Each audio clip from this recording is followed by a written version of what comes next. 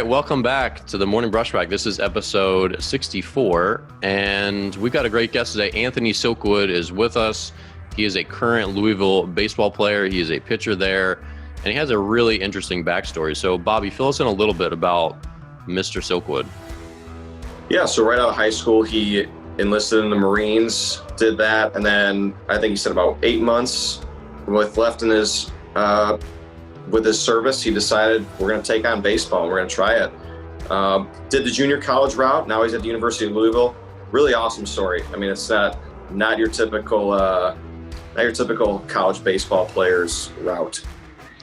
Yeah, absolutely. So we covered a lot of topics. He got Tommy John surgery his second year into college baseball.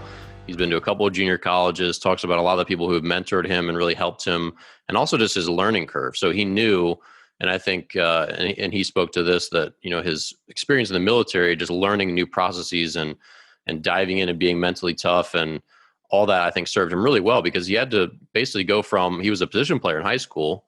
He had to go from position player and then 5 years removed being in the military to suddenly being a pitcher, getting in shape, learning how to pitch, developing new pitches, and getting hitters out. So pretty impressive to be able to do that in such a short period of time, because he's still not that far removed from being in the Marines, which is crazy.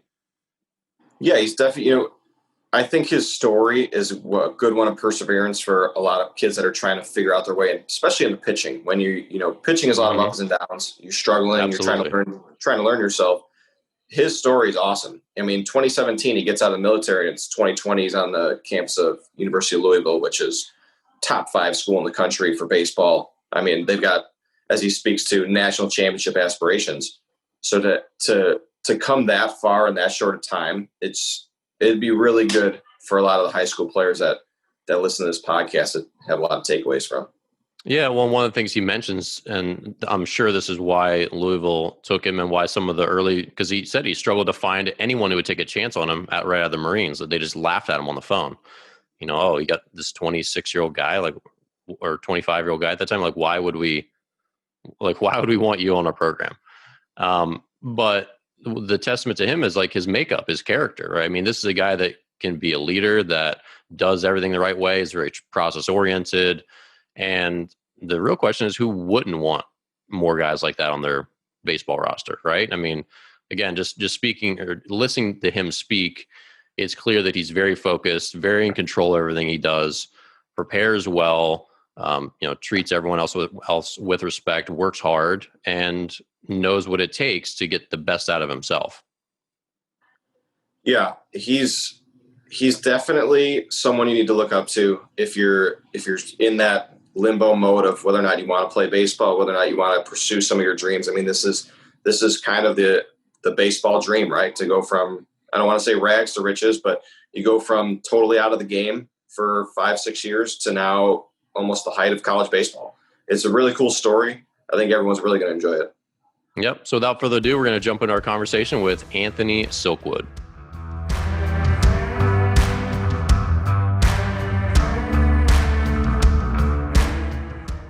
All right, Anthony, thanks for joining us, man. Good to have you on the show. No, it's awesome to be here. So tell me real quick. So obviously we've had Will Franco, University of Maryland coach, was on our show recently. First question to him was about COVID. So as a current college baseball player, what does it look like playing high level baseball with COVID right now? It's pretty different. As far as the daily routine kind of changed a little bit. This is obviously my first year here, so I don't really know what it was like last year. But here it's a lot of, minimizing contact and stuff like that, not being able to enjoy the locker room times, doing stuff like that. So it's a little different, but it's also, it kind of gets you into routine, doing constant checks, doing, COVID tests all the time, stuff like that. So it's definitely different. It's definitely a different pace thing. You got kids from high school that kind of react to it a little differently. But I mean, it's just another added step to doing the things we normally do anyways. Yeah. So that's pretty much it. I mean, it hasn't really changed too much. Classes is the biggest change. All my classes are online. Some guys have them in class, but all mine are online. So it's not bad. What do you do the whole day when you're not at practice? You're just stuck in your dorm, your apartment, and just doing Zoom class? Oh yeah. So like I'm doing classes online. So I'm like always doing that. I'm in Spanish. So then I'm basically trying to be bilingual now at age 27. So I got to figure out how to do that. So I take a lot of time doing Spanish and stuff like that. And then, pretty much doing that, doing therapy and stuff like that. So we stay pretty busy, but yeah, instead of being at class, I'm at home in my apartment doing, a Zoom class. So talk to me about that. That's a really interesting major. I think it's a really valuable major because if anyone who's got like their ear to the ground in like the pro baseball circles, especially right now, it's important to learn Spanish if you're going to be in pro baseball someday. And I don't know if coaching is ever in your future. Obviously, you've got a lot of your career left still to play, but why are you choosing Spanish? So I'm a criminal justice major, but like I need a language. And so I was like, okay, I'll take Spanish. So I got to take at least a year of it. And then I'll probably take another semester of it just to kind of get into like the writing side of things. Mm-hmm. But I mean, at first I was like, okay, this sucks. Like, I took French in high school, but then now that I'm starting to like kind of pick up on it and you hear people talk like on videos and stuff, you start picking up words and what they're saying a little bit. It definitely helps. And I think for sure, and like after I'm done playing, like I definitely want to get into the coaching realm, of things. And it's like, it's just not, it's going to do nothing but help me at the end. So it's definitely like a positive for sure. You guys have any other players that speak Spanish on the team? You can bounce it off. I mean, it's different than pro ball, obviously, where half the team's fluent in Spanish. Not really. We don't have any Spanish speakers on our team. There's some people around here that I've had help me and like kind of talk to a little bit, but it's actually a pretty cool little thing they do online. It's like very interactive third-party sites. It's really interesting. But yeah, it's just different. Yeah, I'd be curious what Spanish looks like today. Like I took it last in middle school and it was impossibly boring. Also difficult, but it's funny. I retained actually a decent amount of it. And then my sisters taught English in Spain for like a year and a half back in like 2010. And my family visited over Christmas to spend the holidays with her. And even in those just like 10 days, the amount of like came back to me just being like immersed in it, because where she lived in Granada and then Sevilla, it was not like very touristy. So like the airport was like 100% Spanish. And I actually, after just a week of kind of like being immersed in it, like enough kind of like came back where I actually got stranded in the airport because my flight got snowed in because there was like a huge blizzard in Philly. And I had to like call someone and get a taxi and get a hotel room. And I did all that in Spanish. So, and I like, that was literally from my middle school Spanish experience. So I'm sure it's like way better today. And you'd be surprised how much that'll probably help you, especially if you get to the point where, you're actually able to talk it with other people, which, America is becoming more and more bilingual by the day. So. Right. Yeah. And just being able to, communicate, like at least the basics of it. Mm-hmm. I mean, I played my first junior college, I played with guys that are from Puerto Rico and their English was so broken. And it's like, I felt kind of bad. It's like, I have a hard time with, like everybody has a hard time with school as it is. These kids don't even know English. It's so hard. Yeah. So hard. And then, I'm reading one of their papers and it's like, and they write how they talk and it's like, oh God. So it's definitely interesting. Well, most other languages don't use as many words, I feel like. In like English there's so many filler words. Whereas when you say I took Italian in high school, which I know nothing in Italian, but I feel like they just hit the main points and move on. That you kind of decipher. I actually took sign language in college. So talk about like you're taking Spanish, talk about not understanding a language and then also missing half the classes for baseball. You're taking the tests were all dead silent sign language. So if you don't know anything, you just don't know. There's no context clues in sign language. Oh yeah, no. And that's how in our Spanish test. So it's like they put us in a video like just like this. And it's like, okay, talk. And it's like, it's good luck. Yeah. It's just, they'll ask you questions and you answer them. It's pretty fun. It's really fascinating how hard it is just to talk when you don't have anything to say. Like when you're like, I help some folks do like YouTube videos and other things. And when we're like testing mics and such, it's like, hey, can you talk real quick? And you like literally have no idea what to say. It's like, I'm talking right now. Like I'm talking like, whereas people just blabber on about nothing for hours to each other. But then when you're on the spot and you need to just actually just say words, just to get them out, it's like really hard. But so let's get into some of the reason that you're still in college. So obviously you have a really interesting journey through life and baseball at this point. So you're back in college baseball. You're playing for one of the best programs in the country at age 27. So fill us in a little bit about how you got to Louisville, your path through the military, and then junior college, and then all the way back. Okay, so I'll start with I joined the military in 2012. And I graduated high school in 2011. In 2011, I entered it's called the delayed entry program. It's nothing more like than you go swear in, and it's like, okay, you swear in now, and they give you a date to leave. My date was like 4 months after I sworn in, so that's why it took so long. So I left at 19. But no, I didn't even pitch in high school, really.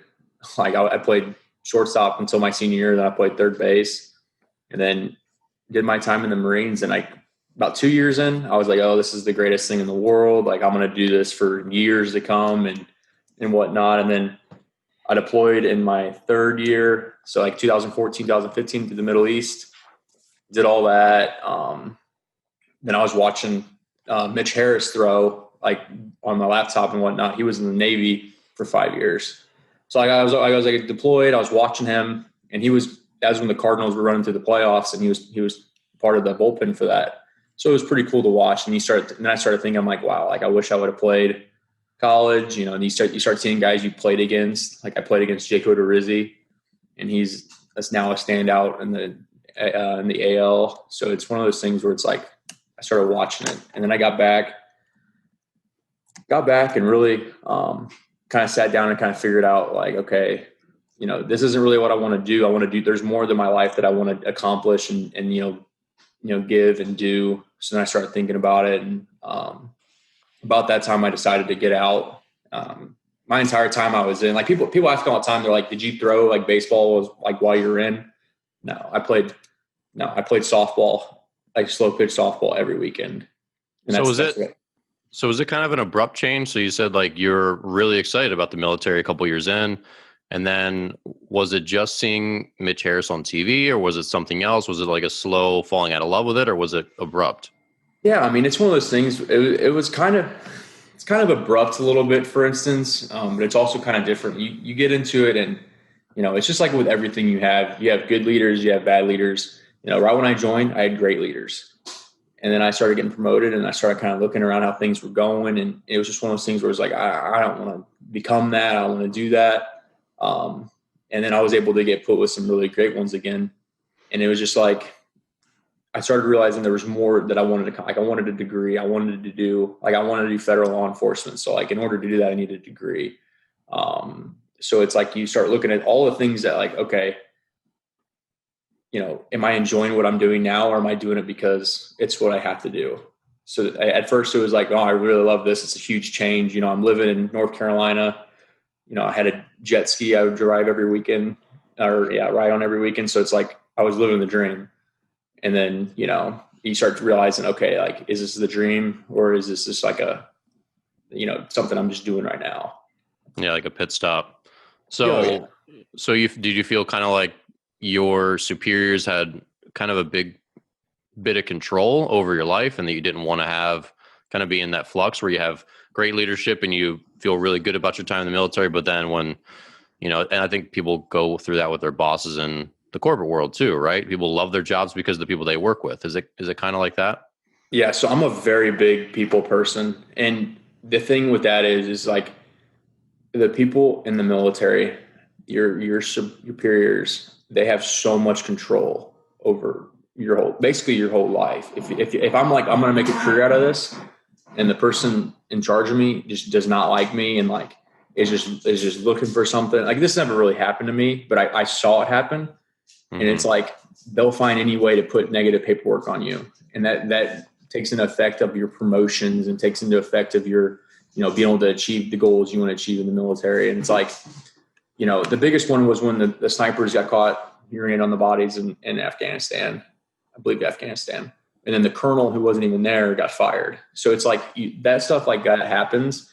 And it's just one of those things where it's like, I don't want to put my whole life in the hands of other people's opinions. And that's kind of what it was going to be.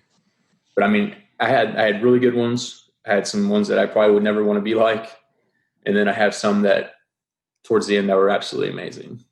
Gotcha. What were some of the, go ahead, Bob. I was going to say, so when you're in the Marines, right? Is there do you guys play softball? Like you said, you play softball on the weekends. I know Navy's got like boxing. You could join, you're a boxer. You have to pick some kind of activity. Is there a baseball team? Like, is there guys that play fast pitch hardball baseball? No. So the year that I joined, so like the Marine Corps, everything else, they take budget cuts and stuff like that. There's other funds that fund like things like that. So like they used to have a Marine Corps baseball team. They used to have a Marine Corps baseball team, Air Force baseball team, but they got rid of that in 2011. So like when I joined, all they had was like slow pitch softball. They had like the marathon runners. They had obviously the boxing and stuff like that. So I was able to play softball. Got a good group of friends, and we played. We were called Next Time. We played every weekend, and then at the end of my time, my last 6 months or so I was in, I got to play on the Marine Corps team, and we played. So like the Marine Corps team plays the Air Force team, the Navy team, and the Army team, and then they select the best guys, and they go play for Team USA, and we got to play against like the guys who like get paid to play softball or whatever. And I made that team and played third base, and that was an absolute blast. So we got to go to like Oklahoma and Texas to do that. So it was an absolute blast for that. Kept me. I feel like third base in slow pitch softball is terrifying. How are you alive? How are you alive? I'll tell you what. There was a ball that went past my head. Like, there's no way I would have caught. I touched it. Anything but my face. That's how I imagine it. Like such crazy reaction time. Like your gloves on the way up and it's past you. Oh yeah, and like I'm playing back like in the grass, and like it's just all like every time I played softball, I always played third base. And everybody else are drinking beer, having fun. I was petrified to drink beer because I don't want to lose my face. Like if I'm like, my personality's okay, but like if my face gets jacked up, like I'm having a hard life. You know what I mean? Yeah, it's not good. It's really your looks are getting you by at this point. Oh yeah, I mean, thank God I age well. God, if I looked like if I had a receding hairline or something, I'd be having a hard time. You'll be all right. Don't worry. If I was bald. It's funny though. Like whenever I would have a female friend who'd be like, "Hey, I'm thinking of playing softball. Like, got any tips?" I'd be like, "Don't you play the infield? Get your butt in the outfield. Like if you're not a really capable player, those balls come off the bat so fast. It's terrifying." And I wonder around the country as with all this co-ed softball, which is awesome. I just wonder how many injuries there are from just people who didn't play baseball. Like you mix in some like ex-players who can swing a bat with people that just are, don't have the reaction time and the coordination, the glove work. I just wonder how many like awful injuries there are. It's really scary. Well, I've seen some pretty bad ones. I've seen guys get in the face. I hit a guy pretty hard one time in the tournament, hit him right in his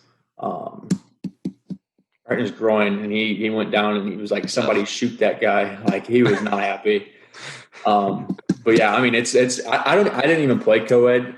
I hit a ball, and I never tried to hit it to females, and I hit a ball, and it kind of scared me. I was like, I'm not doing this anymore. So it's definitely interesting. So you didn't really get to play much. So you played softball a lot, but there are no like baseball skills being built. No, just the competition thing was basically what I maintained. I'm a very competitive guy. So like we just had a good time. That's where I learned how to chirp, for sure, which is a necessity as a pitcher in college. Is it though? Absolutely. Guys, it would be the most boring. If you don't know how to talk junk a little bit, pitching is the most boring thing ever. It's the most boring thing regardless. I mean, if we're all being honest with each other. It's a lot of downtime. Exactly. Yeah, but it's the best life. Bob, I know you're getting excited right now, but this is water. This is water, Bob. I thought they were Topo drinking Chico. Malort. I know you're getting excited. So Anthony, tell us about the end of your military career. So when did you feel like you've said to yourself, all right, I'm going to get out? I mean, did you have to set a date like a year ahead? Like obviously there's a lot of paperwork and processes in getting out. Oh yeah. So like about a year and a half left in my 5-year contract, I decided that was going to be it. And like I had re-enlistment paperwork, you never want to close the door before the other one's open. So like I had my re-enlistment paperwork drawn up. I was going to try to lateral move to a different job because I was a tanker. So I shot tanks, but I wanted to do counterintelligence, which are the guys who go into other countries and they scout out the areas and stuff like that and do reports and stuff like that. And that was one of the things that I wanted to do. And it was like a $55,000 signing bonus to do that. And it would have been really cool for me to do that. So about a year and a half left, I decided, I was like, that's not going to be it. So we did an event with High Point University. It's in North Carolina. Mm-hmm. And this was like what sealed the deal. It was called Home Runs for Heroes. So one of my captains was good buddies with the guy that hosted it there. And then my chaplain took us 6 of us, and I went up there and had a blast. Took BP. So I played softball. So BP fastballs, I hit 6 home runs or something crazy. I was just teeing off on it. And then he threw a breaking ball and I looked stupid. So it's no big deal. And then I was like, you guys got a radar gun. I've never thrown. So I played catch, a little bit, did the little windmill, I was good to go. I was 83, 84. And I was like, I've never pitched, never threw 83 and 4 in my life. So then I was like, I'm going to get out and try to play. And that was pretty much how I decided. That was the final thing. I was like, yeah, I watched that game. They had a blast. So then, I go into my last little thing, and my battalion commander, he's a huge Nebraska Cornhuskers fan. So he was in the Marines for 4 years, got out and tried to play college football. And he's body that didn't hold up. So when he found out that I was going to get out and play baseball, he kind of hooked me up a little bit. Him and Master Sergeant Pitsley, they put me in an office role for the last 8 months of my contract. So I was his gunner. And then I was also running a legal, I was basically head of the legal of the battalion. So I was just pushing paperwork and stuff like that for guys getting in trouble and stuff like that. So I was able to do that for the last bit of time and really kind of start transitioning and kind of getting used to what it's going to be like. That's when I started playing catch a little bit with baseballs. And then I kind of tried to figure out where I was going to go to school. And that was a process of its own. It was a heck of a process, that's for sure. So then I figured all that out. And then, I decided that was it. Got out in April of 2017. And I started playing summer ball May 30th, 2017. So did you start as a pitcher in summer ball? Because that's an odd recruiting process. Are you sending video of yourself playing catch on the base to coaches trying to make contacts? It's a lot different than what I feel like I'm doing right now for some high school kids. This was one of the most unique things. And it's one of those things where I never forget it. And before I even say that, because I'll never play victim on anything in my life. Because I'm not a victim. But when I called about 13 or 15 schools when I was in the Marines. I was like, hey, my school's for free. I'm looking at playing baseball. And it's there was only one school that was yeah, might as well let it try. Let's happen. And it was John Wood. And it was, I talked to Coach Hightower there, and, the late coach, he passed away 2 years ago, Coach Wathen, and they were all about it. So I got to go there. And then around the summer hit, I worked with a guy named Mike Waldo. So if you're from Illinois, you'd probably heard of Edwardsville High School. Yeah, I have. Yeah. Mm-hmm. Yeah. So he was the pitching coach there since 1974. So he was an absolute amazing guy, between him and my dad, working with him over the summer, just to kind of get used to the pitching and stuff like that. And, I still I DH'd when I wasn't pitching just because, I wanted to see if I can do that too. And it was fun. So I had an absolute blast. And I think I was up to 80, 87, 88 in the summer. And then I just showed up to college and was like, hey, I'm here to pitch. So there was no recruiting. Yeah, there was no recruiting videos. I went to a school that had no phone signal, so it was an absolute blast. Okay, so let's talk about the peripheral stuff, because obviously just throwing 87, 88 isn't enough to get anybody out, right? So what off-speed pitch did you throw? How did you learn it? How was that process? So I learned probably the first pitch I learned would have been the changeup again. So I started playing catch with the changeup. It became a really good pitch for me, and a slider as well. In the summer, I threw a curveball, but it was like my worst pitch out of all of them. So I kind of scrapped that pretty quickly. So I was basically running slider change, and I threw like a sinker. So as my two-seamer. So it was one of those things where I learned how to spin it very quickly. So like in the summertime, I was throwing sliders for strikes, sliders for not, like in the zone, out of the zone sliders. And I started to learn how to pitch. So I wasn't just trying to out there to throw the ball as hard as I could. The first thing I learned when I started playing baseball again was how to get guys out. Mm-hmm. So then I started pitching backwards, leading off of the slider for a strike and fastball in. And it was just like doing stuff like that. And that was probably the biggest asset that I had was that throwing strikes wasn't really an issue for me even coming into it. So and then the fact that I learned how to pitch, I just kind of progressed with how fast I was throwing and whatnot. And obviously the harder you throw, the faster your off speed is and the better it is. So it just kind of kept getting better and better. But yeah, learning how to pitch was the first thing that I definitely figured out. And just talking with him and just watching how he called pitches and it was the best summer. I would not be here if it wasn't for that summer. That's for sure. You know how depressed you just made a bunch of people that have been pitching their whole lives that can't throw strikes and don't know how to sequence pitches? Guys that Dan's played with many of these guys too, I'm sure, where it's demoralizing that they come in and they can't find the zone.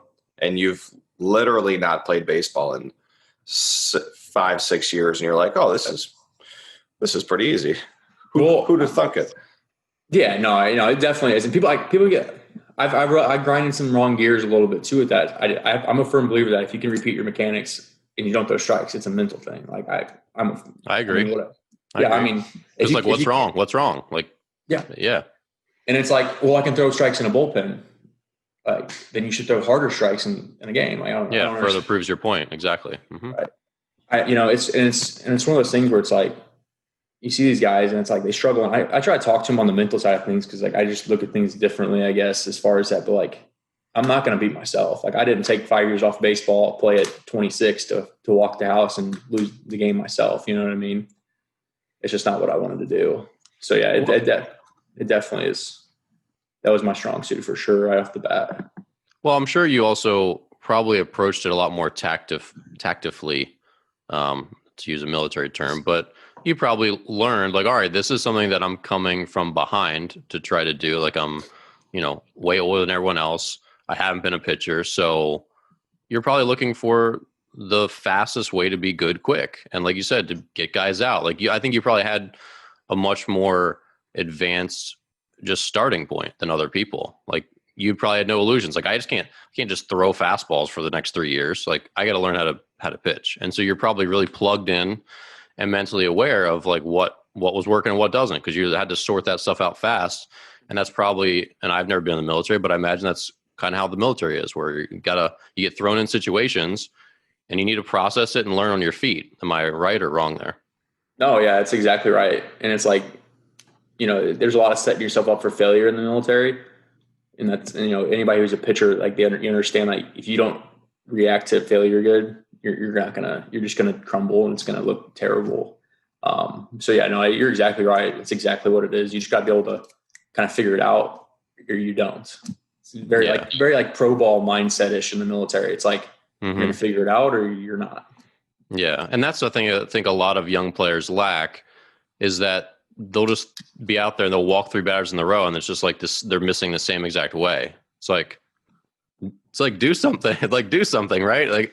Right. And if you take that same kid and you give him a rifle and he's out, he's not going to just stand there. He's going to collect himself and do something, right? Or it's going to be it for him. So right. I think, it's hard, especially with kids. And Bobby, you've seen this, I'm sure, more than I have. just trying to get them to wake up sometimes. They're like, dude, process what's going on and make a good decision and like get yourself on track. Like, I can't do it for you. I mean, how many mound visits have you had where it's like, you just walk 3 guys in a row on like 13 pitches? You know, a mechanical tip's probably not going to do it.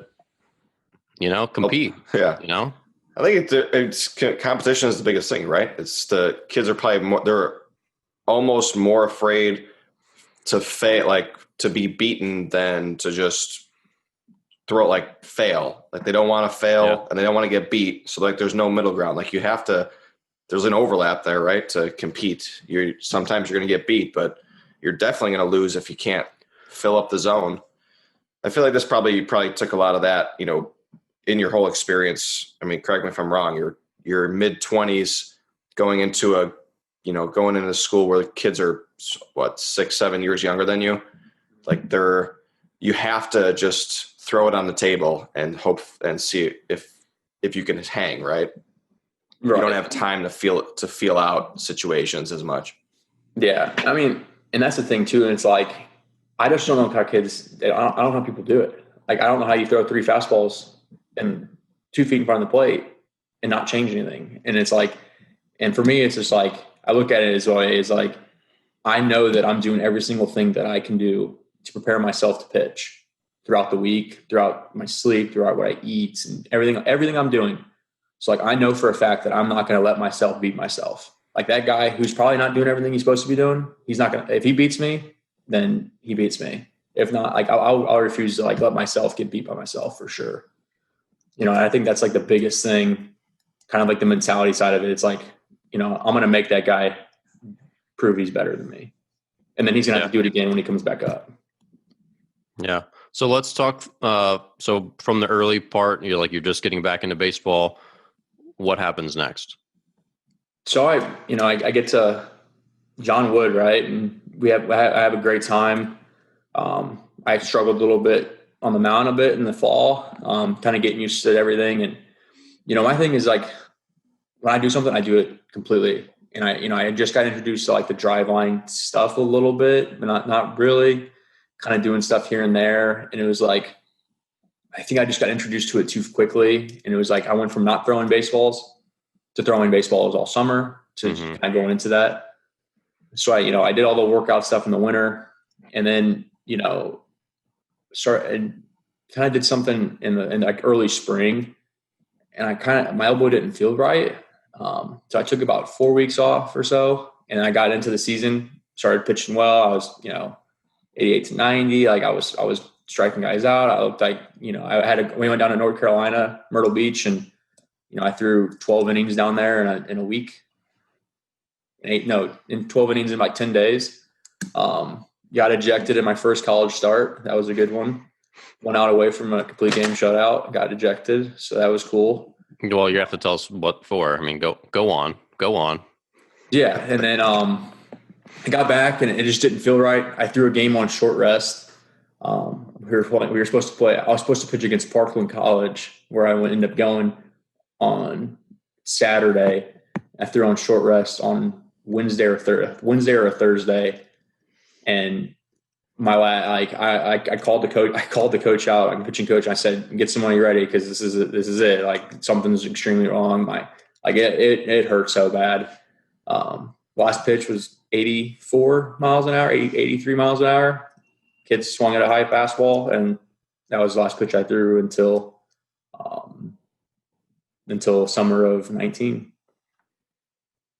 So it's a quick turnaround, right? Like you've gone through quite the baseball life in a span of 2.5 years from leaving the Marines to just deciding, okay, we're going to do college baseball, get into college baseball, establish yourself as a good college baseball player, get Tommy John, go transfer schools. Now you're at the University of Louisville, which is arguably the preseason number 1, if not preseason top 5. I mean, one of the premier baseball schools in the country.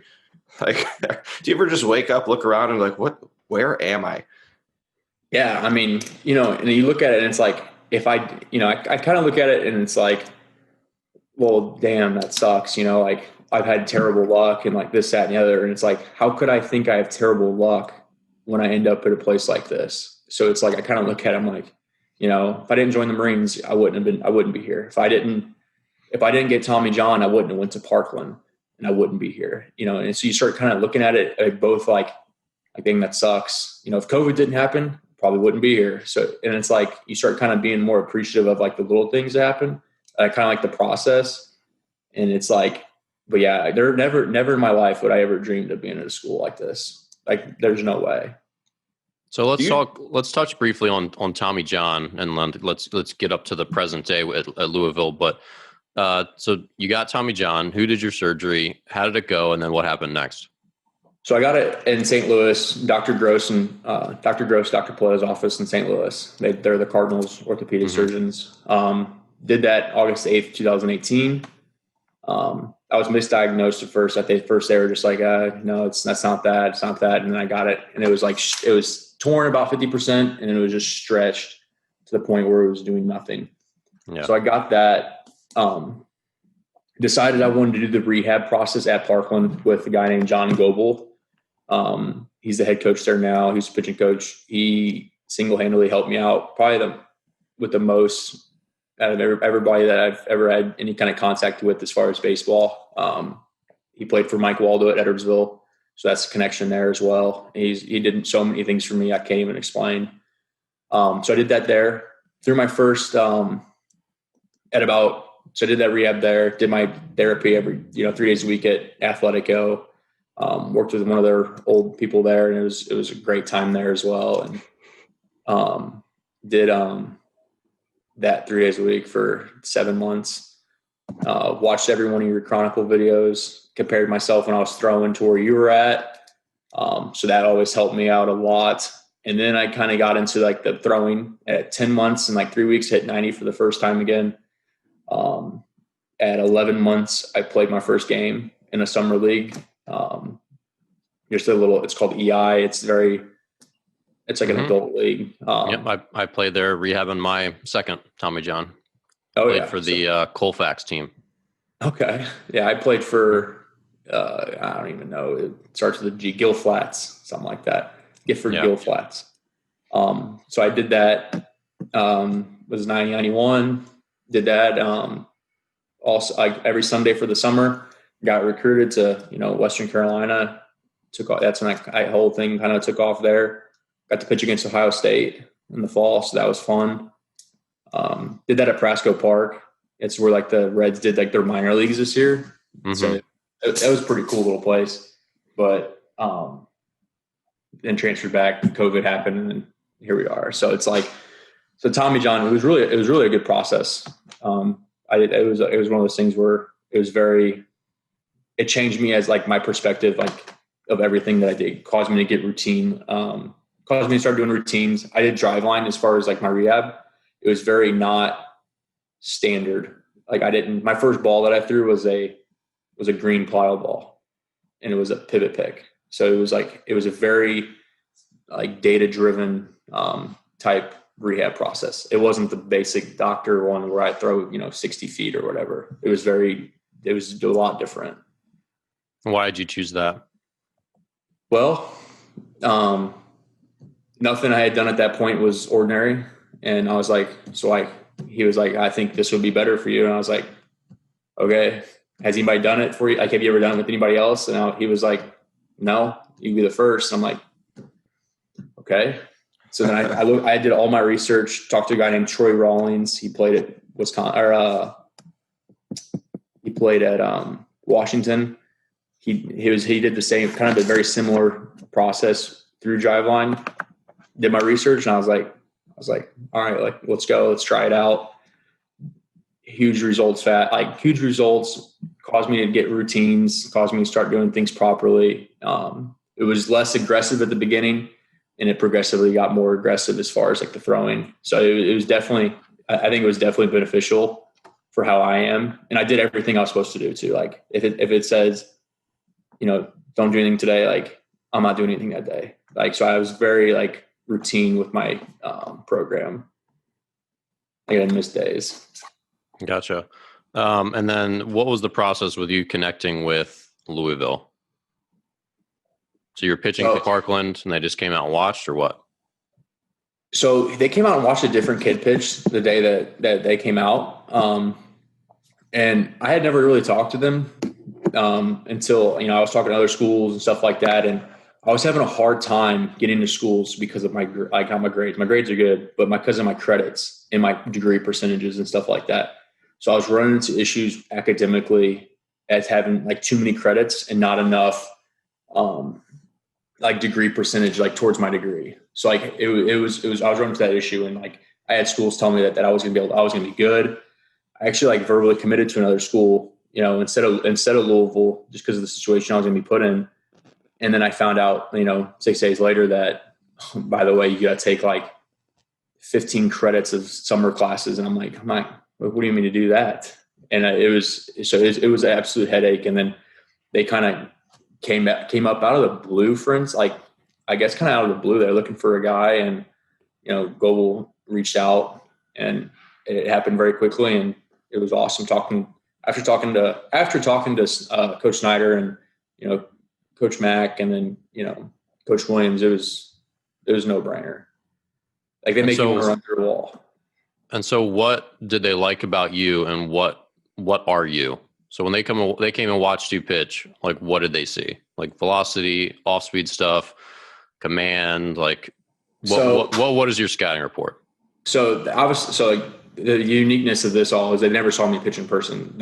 All the video was what they've gotten because of the whole COVID. That's when COVID kind of took off. They didn't have really time to come see me throw at that point. And so they went off the video and stuff. And they said they were looking for a starter. At that point I was starting for Parkland. As far as like what I'll do here is I have absolutely no idea. I'll start throwing in November, and I'll throw until the season starts. But I mean, they kind of kept talking about my makeup. Like they liked my story and kind of like what got me to this point. So I feel like, what I had done in the past was what really kind of got me there. And I assume like probably the mentality side of things as well. But like Coach Williams, he talks a lot about, he likes makeup of players, which is mine's obviously pretty unique in many ways. So definitely the makeup is what probably enticed them the most. Yeah. And you get free school. Right. Yeah, right. That's also, that is helpful because it doesn't count against their scholarship limit, all that stuff. So you talked about being 83, 84 right off the boat, essentially. What are you today? Like, what's your fastball slider? Is it still the same arsenal, fastball slider changeup? Fastball slider changeup. I started doing things like, I was 93 during COVID or whatever. I've started to kind of like manipulate my slider, and I've basically made it two different pitches. So like I can get more depth if I want it, and I can shorten it up. It's not really cuttery, but it's just a lot harder. So like I've thrown that 84, 85, I hit 86, like throwing it, just throwing the hell out of it. And then I got one I can kind of go with more depth on it to kind of choke back a little bit. So then I basically what I've done is just starting to kind of be able to move my pitches differently, and like do with them a little differently. Like my changeup, I can have it, throwing it for a strike, and then when it's not a strike, so stuff like that, I've been able to kind of get better with, and then just attacking the hitter. And I'm happy. Like I'm a pretty chill guy. Like I like to joke around, like outside of baseball, but I'm pretty intense when I'm on the mound, and it's kind of funny. Guys, it's just probably not a comfortable at bat. That's for sure. Yeah, like I'm grunting and stuff. It's Max Scherzer would make fun of me because I don't throw 95, but I'm gonna grunt and throw 92, and I'm gonna be happy about it. So speaking of chirping, I would chirp at that too. No, absolutely, and and I get it. And it's like dude, you're grunting, you're throwing 92. Like, don't you see that there's a 16-year-old throwing 95? Like, what's wrong with you? I'm like, I don't want to hear it from you.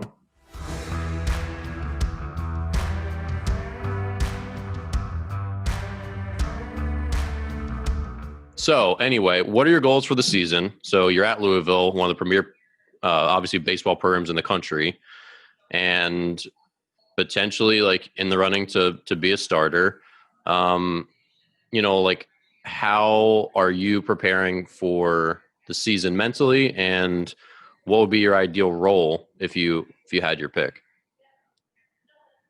Well, yeah. So like, I mean, obviously everybody here, which is really unique and kind of like weird given the fact that we talked about how all these kids are kind of recruited at a young age and stuff like that. But like the goal here is to win a national championship. And like you get to the schools that's like, we want to win the national championship, and everybody's like try to make it, like, type thing. And it's like, here you look around and you see guys, like Henry Davis, and you see like the Benellis, and you see like all the pitchers we got, the outfielders, the Ushers, the Browns. And it's like all these guys who are just absolute dogs, like Lucas Dunn's, and it's crazy. And you look at it and it's like, oh no, we mean this. Like everybody here wants to win a national championship. And that to me is that's the coolest thing about this place. Everybody's focused, everybody's putting baseball first. So that is like the renowned goal here for me.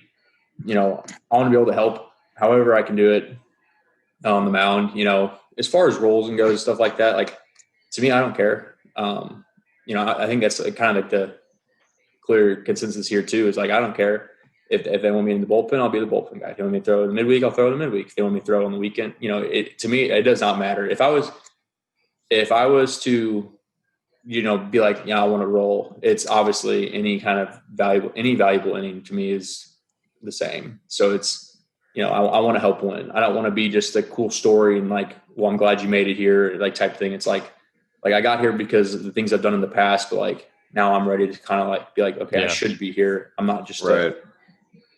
I'm not just here because of what I've done. So you were at JUCO. I think this would be something I want to hear about is how much different, if at all, is the culture or atmosphere at Louisville compared to the JUCOs you were at? Obviously you're limited playing experience after you're coming out of the service. Yeah. So it's, I think the number one difference is, without a doubt, it's going to be the speed of the game. Like, I'm watching our outfielders. The first day that I realized, I was like, oh God, like I can't wait to pitch here, was when I watched all three of our outfielders who run like a 6'3" or 6'4s, catching fly balls like off the bat. I'm like these are like doubles. These doubles are now outs. So it's like watching these guys like just hunt balls down and do that. I was like, okay. But as far as like playing, it is everybody here is just so driven to be successful. But JUCO also has a bunch of different guys as well, where you have the guys who are playing JUCO to go somewhere else, or you have the guys who are at JUCO to really make it like a launching pad to kind of like, okay, like I turned down Division I offers to play JUCO because I don't want to go to that Division I. I want to go to a better school than that, whether it's a nice D2 or an IA or whatever, or like a higher level Division I school. Like they're playing JUCO to go to a better school and then what they're going to be at. So it's like, there's so many different mindsets in junior college than there are here. Cause it's like, it's a very similar one here, but in JUCO, it's very different. You get the guys who are like, I'll go here and then I'll play, wherever offers me, the most money. But like, for me, when I was at JUCO, I was like, I want to get as good as I can and go as the best place I can.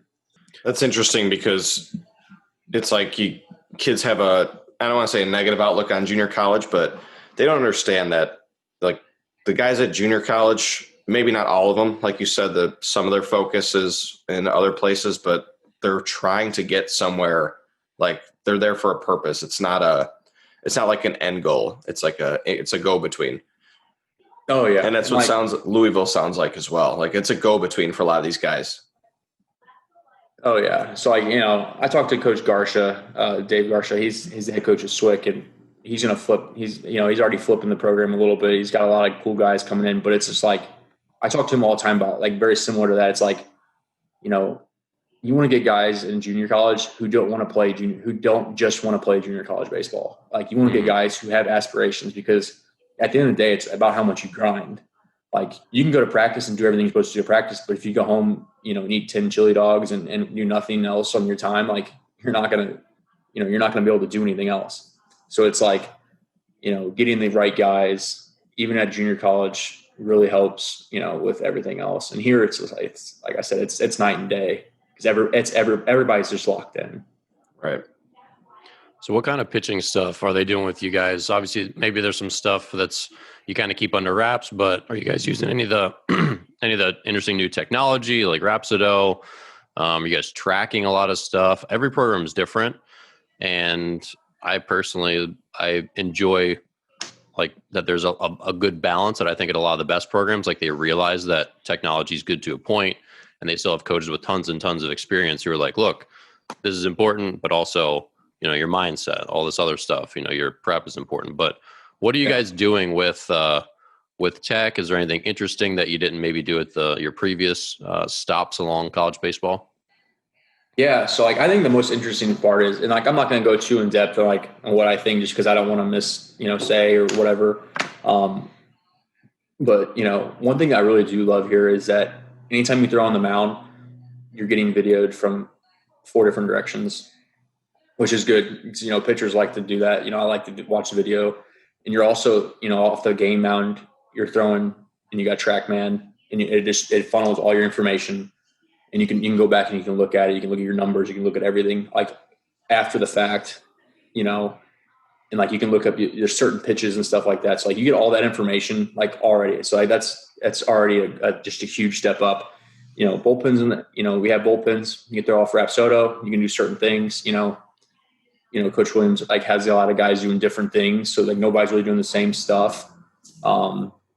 I've really gotten a chance, since I'm not throwing yet. I got the chance to really step back and just kind of watch how guys work and kind of see how they're doing it. You see the core velo belts, stuff like that. I think we're talking about getting clean fuego, so stuff like that as well. So it's watching just how they interact, and how the biggest one that I've watched is how they call pitches and whatnot too. And it's very impressive to me, how, every pitch has a purpose for 2 pitches down the road. So it's and it's fun to watch. So it's a lot of old school mixed with a lot of new school. So we have all the guns and whistles, but we also have the grittiness of us as well. So it's really fun to watch all the pitchers work with Coach Williams too.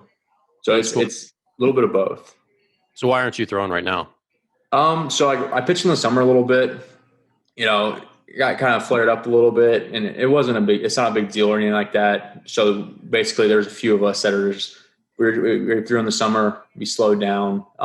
We're starting in November, and it kind of just gives us the opportunity just to, take that little break then, and then just really work into the season.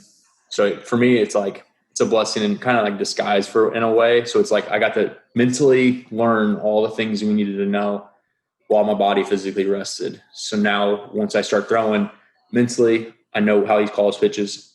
Mentally, I know all the plays. I know all the stuff, the bunt, the difference and stuff like that. So now it's okay, so now it's time to pitch. So it's been a real good process as far as that. But there's a few of us that are doing that. So it's going to be fun. Gotcha. And then what do your workouts look like? I mean, I'm sure, is conditioning difficult compared to some of the stuff you did in the military, or is it all kind of a cakewalk with some of the tough military days? Oh yeah. So you get that a lot. It's you guys do that in the military? Yeah, I mean, there's the equal amount of suck is, in our 645 lifts as there was, at our 530 lifts and runs in the Marines, so I kind of came up with the phrase of embracing the suck. 645 legs is not fun.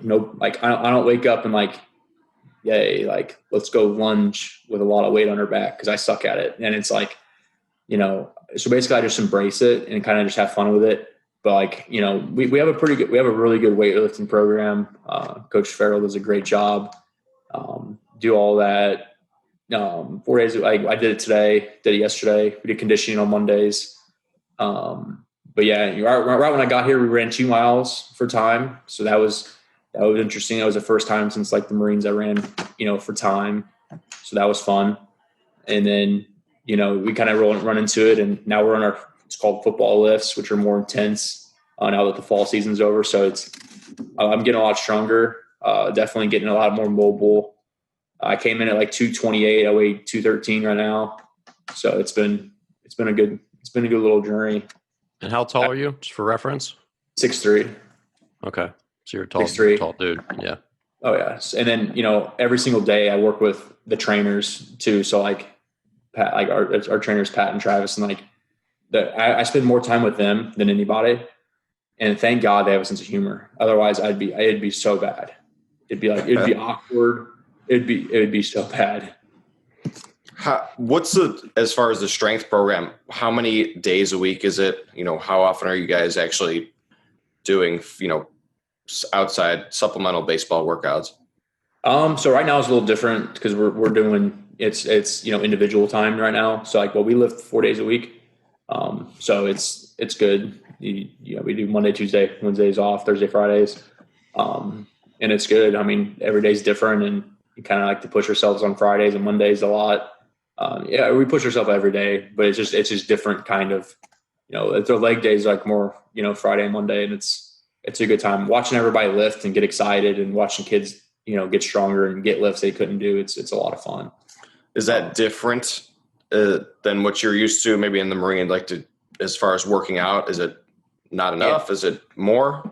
No. Yeah. So it's a lot different. The Marines, I ran so many miles in the Marines that I'll never get back. So it's like, it's like all we did. It felt like it's all we did was run. So the workouts are way different here. We're everybody's building differently too, as well. For me, being able to move better and kind of feel like that's why, the little bit of a, body comp change, just kind of really trying to get more explosive and move a little faster for me. So it's like, it's just it is very different, and it's different than the junior college. You think about a junior college, you're not getting the kid who's already developed enough to go to a place like Louisville. So you get to build strength. So, you do a lot of barbell training. You do a lot of training to build that general, strength already. But here it's like a lot of guys already have that. Like I get outlifted by 18-year-olds, and I'm like, okay, like you're a little beast, but it's fine. So like it doesn't bother me for that as far as that. But like, everybody's kind of like doing different things in an essence. There we go. Gotcha. How have you adapted to the schoolwork there? So I know we touched on your major and Spanish, but is from being in the military so long, is getting your schoolwork done and grinding through it, is that a fun experience? Is it neutral? How do you find your schoolwork there? It's hit or miss. It's like, it's one of those things where it's, if you ask anybody who's over 27 what they'd feel like if they're doing homework at age 27, it's, they'd be like, okay, like it's definitely at times it's like repetitive, but like actually this year, like I have like really good instructors, and it's like all online, but it's like everybody's they call them teachers, right? Professors. Yeah. You email them without saying professor in front of their name, they'll let you know. But like, it's one of those things where it's really cool because they kind of embrace it. Like, we're not used to this either. You're not used to this. Like, let's kind of get through it together type thing. And it's like, and it's really cool to me because, like I had an online class before, and it's like the teachers are straight savages. They're like, I never have to see you. So guess what? You're not going to get a good grade right there. Like, no, I'm sorry. That's a C. And then like in real life, it's like, you can like just talk to them, and it's like going to class is half the battle. So it's like, it's just a little different, but like, I enjoy it here. I'm at 16 credits, I'm going to be pumping out my grades or pumping out my credits here pretty quickly. So I'm looking at graduating next summer. So it's been a good time. Yeah. I think, so my brother-in-law is ex-military. He's currently going back to school now. So I've witnessed some of that process. He's not a huge fan of it. And I obviously, like, Bobby, did you go back and finish your degree, or did you graduate with your degree? No, I went back. So I can relate a little bit being like the older guy, but I wasn't playing. I wasn't playing. So it's a little different, but you kind of how you said, you're sitting in class and there's people, born in 2002. That was, I was sitting in in undergrad classes, and I was 24 years old. So I wasn't like crazy off the scale, but I was taking classes that I probably should have taken when I was a freshman. So I'm sitting there with people, 6 years, 7 years younger than me, looking around thinking, why am I even sitting in this class? And I think it'd probably be a little different if I was just online. Like a lot of people do the online, they go back, they finish their degree, they get their master's online, where I had to be in, this was 2011. So I'm have to be in school, like sitting in the classroom, communicating I'm in groups and they're trying to coordinate. they're trying to coordinate around like their sorority functions and their, they've got socials coming up. And I'm like, I've got work later. Guys, yeah. We need to. Can we do this now? Yeah, group projects are miserable, especially as an athlete. It's like, when are you available? Well, I'm not available from 6:45 to 9 a.m. and then I have practice from 1 to whatever. So it's like anytime after that, and it's like, okay, never mind. It's just there is a ton of, especially at a big time. You're at a major university with a lot of goals. The program's got a lot of goals, but even I went to Northern Illinois. I mean, Dan and I went to mid-major schools. The amount of time you spend. I did not go to a mid-major. I went to a low Division I. Whatever. But I appreciate you. I mean, you just the amount of time it consumes weekly, and it's not even necessarily all spent at practice. It's spent at study. You guys have study tables? Do you have study table hours? Do you have to do I do not. I do not. Okay. You've got. It's usually I didn't have them after my first semester, but some guys with bad grades had 10 hours a week. I wouldn't even. How do you set aside 10 hours to go sit somewhere just to study? It's outrageous. Well, it's not even studying. It's like homework that some people don't even have. Right. Like they're telling you to work on stuff, but I mean, we all know there's certain weeks where there's nothing. Like there's no reason to be sitting there for 10 hours. Yeah. Plus, you're just going to procrastinate and write all your papers on the bus the night before they're due. Like that's what college is. So smart disrupts that flow. Yeah, you can't procrastinate. They make you do it. Where'd you go to school, Dan? UMBC, Maryland, Baltimore County. Okay, like the Bulldogs, right? Retrievers, much less formidable. Dog breed. Some would call it the crown jewel of the Mid-Atlantic. Well, they finally changed their logo a couple years ago to looks kind of like But when I got there, we got these. We would use our heavy jackets for 2 years. We're getting new ones, and we had just gotten the old style as a second year. So I got this heavy jacket that had the old school stripes. It was the collar, not a hoodie, button up, no zipper, and it had this huge retriever on the front with golden flowing locks. It looked like it looked like Fabio, this dog on the front. And I was like, all right. I mean, I'm happy to be here. I'm not complaining, but this is the most ridiculous retriever shield I've ever seen. It's like, who made this? That's that old school. That's that old school Letterman's jacket he got on. Oh there. Yeah. Well, let's talk a little bit about gear, because I know I think it's rare that we'll have a active college baseball player on our program. So everyone's always curious about the cool stuff, right? Tell us about the ballpark, about the locker room, about the gear you get, about the food you eat. There's lots of really interesting stuff. Louisville's a well-to-do program. So what's some of the cool creature comforts that you guys get there as players? So the biggest ones, I think the biggest one that I enjoy things differently than the average 18-year-old kid. So it's I enjoy having access to athletic trainers all the time. So it's okay, I'm a little tight in my back. I rolled out with a cross ball, and then they'll get in, they'll do soft tissue stuff. To me, I love that. That's my favorite part about it. Mm-hmm. So that, and as you guys know, that's not always the case. Ever. No. Really. Yeah, no one's massaging my old wrecked arm. So right, yeah, that's never usually the case. Usually, you get a little buddy, and they get a little, one of those little rollers and stick it in you on your back and stuff like that. But so that's my favorite thing. But as far as like I said, we have our media day next week, so that'll be cool. But as far as the field and stuff, it's crazy. And every day it's just wow, this is cool. And you go out there and you kind of look at it, and you got the whole list of all the All-Americans, and you're kind of just looking at it, just all of that, the field itself, the short, the cages and stuff, the weight room. It's all just really nice, and it's an absolute blast. Normally we'd have a Thornton's, we'd be able to go eat, we buy these meal plan things for a lunch. We go eat there. But that's inaccessible because of COVID. So, I get to miss out on that a little bit, but like we still get lunches, on days we practice, we get lunches, and it's usually like a burrito or like, something like that, chicken wraps, which is nice. And it's like, it's like we just have a lot at our disposal. We have like, like we have a nutritionist. We have a person who talks with our homework and who does our academic side. We have a person who does all that. So it's like from going from a JUCO where it's like, you're a cowboy and like you figure it out yourself type thing. And it's like, here we have somebody for everything. And that to me is probably the coolest thing. And to put into perspective, most colleges after practice are not feeding the player a burrito or like that is a luxury that obviously the best of the best are going to get. Burritos. Yeah. It seems like a small thing, it sounds stupid, but yeah, a lot of parents listening don't have a frame of reference. Like that's not normal to get a burrito.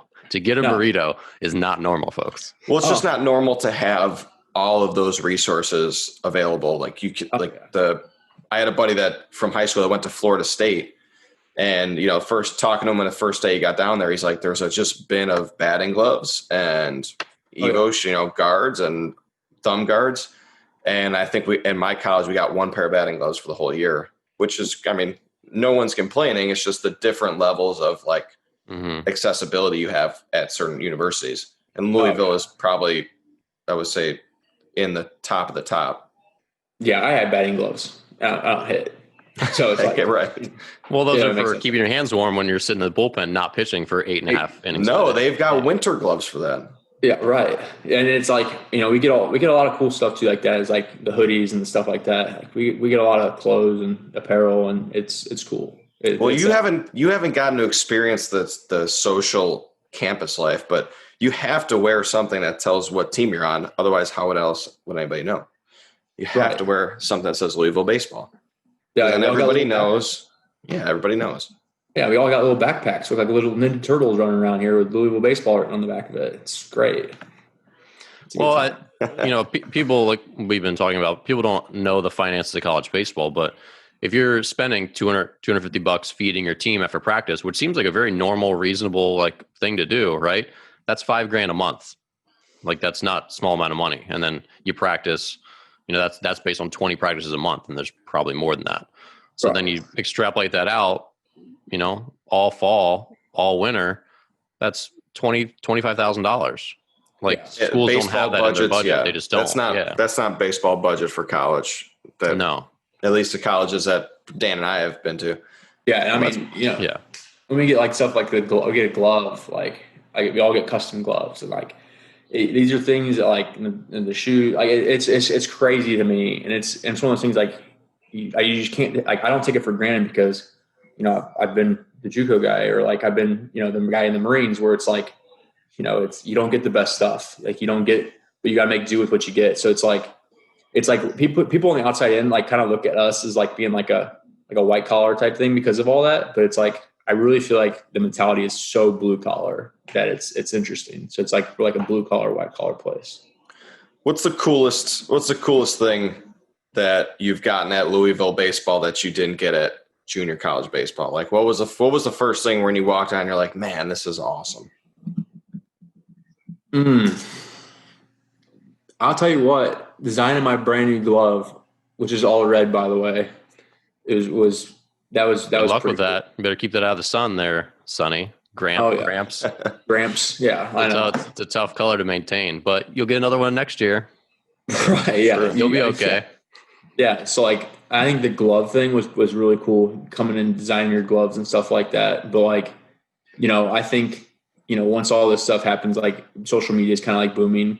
And this, as far as everything else I've already said that excites me, but like, like all the editings, all the pictures and stuff like that, I think that's going to be a lot of fun to do as a 27-year-old in a young environment. So like, I think that just the atmosphere is like the coolest thing. And it's like, everybody just wants to help you. And it's a really cool feeling. It's not like the baseball teams here, like, yeah, I don't want to do their stuff. Like you get a lot of places, but it's like everybody's just excited and always wants to help you out here. And it's really fun and it's really easy. What about the flip side of that? Is there something you came from JUCO you thought was going to be like drastically different that has ended up being pretty much exactly the same? Because junior college, for everyone listening, I'm sure they understand, is 2-year school.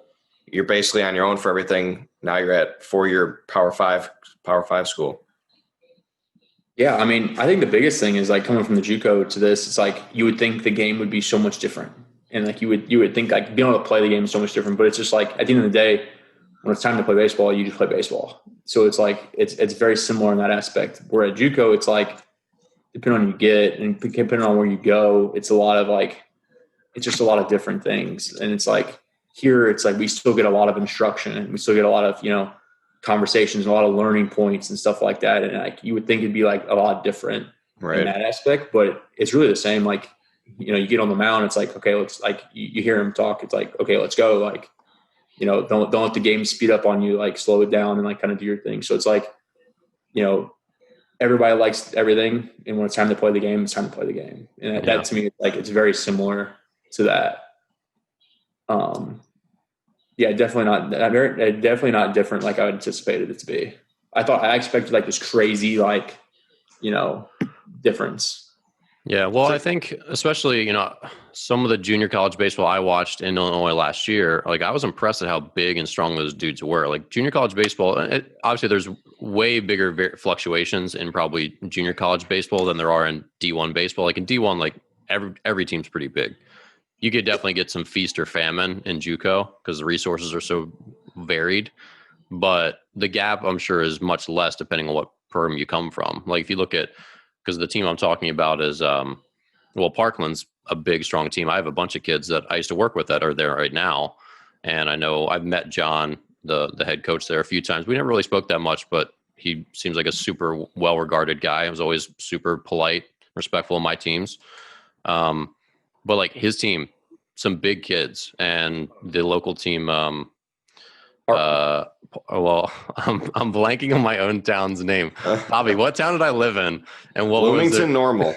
Yeah, so you had Heartland. Yeah, they're a big freaking strong team. Like you watch them, and it's like that was not a junior college team when I was playing, or even 5 years ago. Like there's some strong dudes. Of course, my good friend and former business partner is the strength coach there, so he's a piece in that. But I mean, junior college, like you wouldn't leave Heartland and go to Louisville and be like, well, these dudes are way bigger than me. Like there's going to be some way better athletes there for sure. Because you guys recruit some of the best. That's probably the big difference of the athleticism and the little intangibles, right? But physicality, there's probably not as big a difference going from junior college to D1. Yeah, there's definitely not as far as that. You see more of a difference in the freshmen. Yeah, it's basically that's where the divide is. I feel like the freshmen are built differently than everybody else, and that's just because they haven't had years. I don't even know if, when I played high school baseball, we didn't really we had a little bit of a workout program, but we didn't really have anything crazy.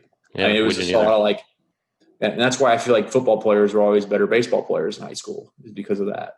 Yeah, but there's not really much of a divide from the junior college guys going to there. It's just getting used to like the rhythm and the pace and stuff like that is like the biggest thing. But no, there's some big dudes, and Heartland's got some big guys.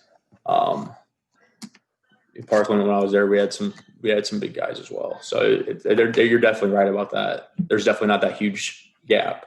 And that's where I mean also by like the difference in like mentalities there. It's like you get those guys at JUCO who are like, no, like I'm going to grind. I'm going to get bigger. I'm going to get stronger. I'm going to go somewhere special. And then you have the guys who are like, so it's all about that too. And that's why, you said your buddy coaches at Heartland, it's probably like one of the cultures they have probably built there is to, give everybody that kind of the keys to the castle a little bit. And like you put in when you get out of it, or you get out where you put in. For sure. So as we wrap up here, what advice would you give to young players out there who maybe, so oddly enough, because I think of my elbow surgeries and my path through independent baseball, I get emails a couple times a year from someone who's like, yeah, I'm in college and I haven't played ball since high school, but I miss it and I want to get back into it. And, should I do this? Is it realistic? A lot of times I'm like, no, it's not realistic. And to be perfectly frank, like you're not going to get signed by a pro team. Like I had some like mid-20s guy ask me that. I'm like, you throw 88 and you didn't play college baseball and you're like 2 years into your real job, no one's going to sign you. Why would they? There's like a million college baseball players who are as good as you. And it's like you missed your window, right? So there's that side of it, because there is definitely a finite window. But then there are also people like yourself who've held on to their dreams, picked them back up, and here you are. Like, you're still in the hunt. Of course, I mean, and all of us know you still have a shorter shelf life than other guys, right? Oh, like yeah. if you get a chance in pro ball, you're gonna have to rock it up there fast, just like in Louisville. Like in Louisville, you're expected to contribute right away as a junior, right? Not, take your time, get your feet under you as a freshman. Yeah. So there's always that. But what advice would you give people who are maybe pursuing a difficult, improbable dream? So there's a couple of things. The first thing I would say is, you see a lot on social media now. I can't stand it. And it's, my first thing is like, remember why you're doing what you're doing. You see a lot of guys, oh, I was slept on, or so-and-so slept on me. Everybody today I've gotten slept on by somebody. Like, okay, cool. Like, why do you feel the need to tell everybody you've been slept on? That's fine. But you get the guys who are like, all the people who like, didn't think I could do it, or this, that, and the other. That's what drives me to be who I am. Like, this is what drives me. Everybody's negativity is what drives me. But it's like that if you think like that, you're already setting yourself for failure. So if you're going to like try to do something, remember why you're doing it would be the biggest one. For me, it's because I messed up my first opportunity and I wanted to try to see how good I can get and give everything I can. So that's why I do it. Everybody's negativity, which happens all the time. I can't believe you're playing. I can't, you're not, you're this, you're that, you're this, you're that. Like, okay, like that's just fuel to the fire. That's already there.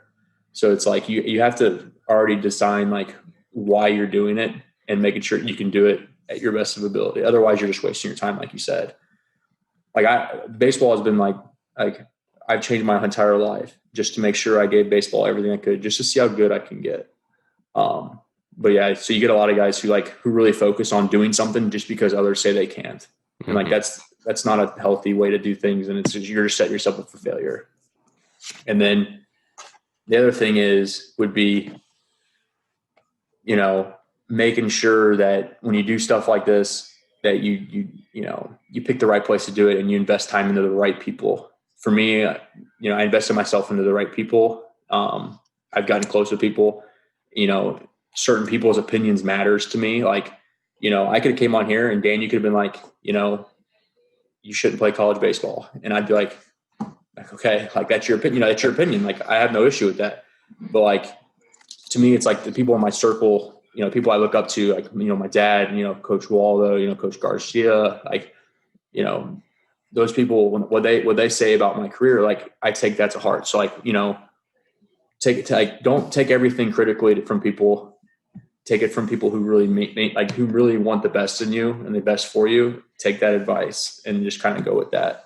I think that's the biggest one, is investing your time into the right people, and instead of into a certain program or whatnot. If that makes sense a little bit. Yeah, no, it does, because especially with the age of the interwebs, it's easy for everyone to have an opinion where it's like, I don't need your opinion. I don't care. Like, I'm doing my thing. Like, right. You don't have context on my life, why I'm doing this, or any of that. And you have to insulate yourself somehow.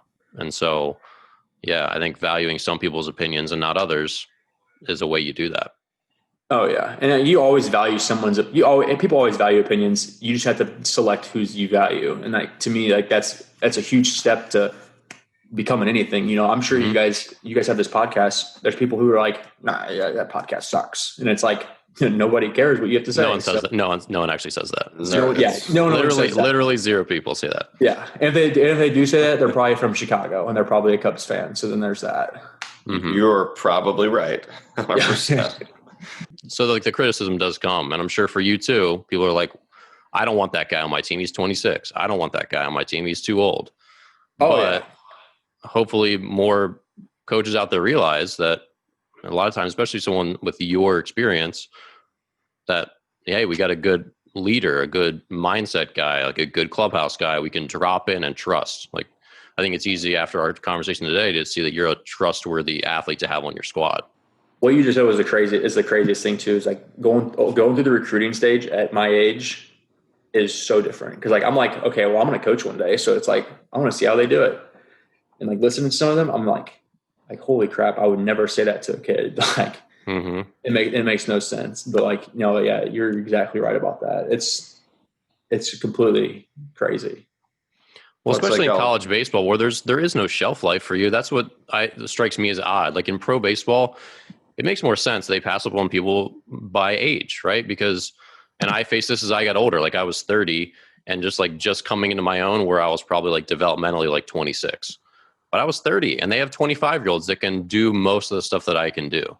So it's like, we got less years out of Dan. So we're going to take this other guy. Like that's hard to hear. Like you don't want that for yourself, but it's realistic. Like it makes some sense. In college baseball, they're getting 4 years out of you. Does it matter if you're 32 or 22? 47? Doesn't seem like it, Yeah. And I got laughed at on the phone. I got asked, what makes you think you could play at this level? I got told I would never play Division II baseball, which I didn't, so you hear all these things and it's like, that's why I value your opinion. Like I could have been like, oh, well, so-and-so said I can't play. So that's it for me. Mm-hmm. So, yeah, you're exactly right. There's no shelf life for that. And, that's what makes it fun about it. Well, and like you said, the end goal at Louisville is win a national championship. It's not everyone has to get drafted. I'm sure everyone wants to get drafted there and they want you guys to move on to pro ball, but your team comes first and you guys want to win. And so whatever age, whatever your ability, whatever your background, like if you can help us do it, come do it. It makes sense to me. Yeah, it makes sense. It makes sense to me too. That's why it's a place I want to be at. I'd rather be at a place that wants to win a unit goal. And that's what all the military was working as a unit. Mm-hmm. Be able to be at a place like this. It's very militaristic. And that's what I like about it. Probably the most is like everybody has that one goal, just to get to the next level and just to get to the point where we win the national championship. So it's awesome. So Anthony, where can people follow up with you? So obviously, I have a new favorite player to root for when the College World Series comes around next year, and I'm sure a lot of people will check up on you. And I know you said you're going to. So for people, if you check up on him right away, you won't find him on the Louisville roster today because they haven't had media day yet. But he will be there as soon as that all goes down. So just be aware of that. Where can people find you? Is there a social media or anything or any way to get to check on you besides the Louisville baseball website? Yeah. So my Instagram and Twitter are the same. It's silk_wood5. That's basically what I've always used. That's for Twitter and Instagram. And it's, I always tweet about like baseball, military, and like stuff like that on Twitter. So I'm pretty active on it. Instagram is more of, kind of like my life of me and my dog. So there's that. So it's, it's a good time. Okay. We'll be sure to put his handle in the show notes so you can link and you just click right to it and follow him. So Anthony, appreciate you coming on the show, man. This was a fun talk and you've got a really interesting story and you're a well-spoken, like hardworking guy. So we appreciate your perspective here, especially as a non-traditional college baseball player who's living out a pretty cool dream. No, yeah, I appreciate you guys talking to me. It's been an actual path to get to this, get it right date. Logistically, it was it. Logistically, we had stuff to hammer down Dan's schedule. No, it's cool. Like I watched you guys with Brian, and I really appreciate you guys taking the time to talk to me and letting me come on here and talk to you guys. Yeah, it was awesome.